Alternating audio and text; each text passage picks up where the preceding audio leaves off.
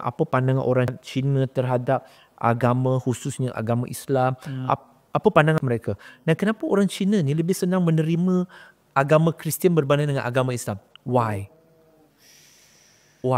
So, semua ni saya akan bawakan dalam buku saya tu.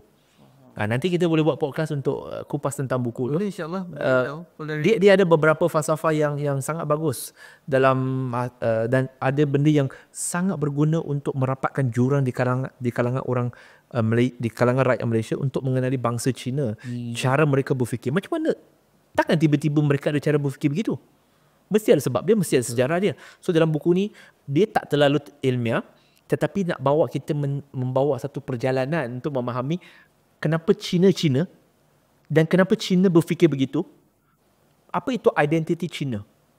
How Chinese can you be? So semua itu akan dikupas. Apa kategori Cina? So dia ada pembawaan dia. Semuanya adalah fakta dan ulasan daripada sarjana.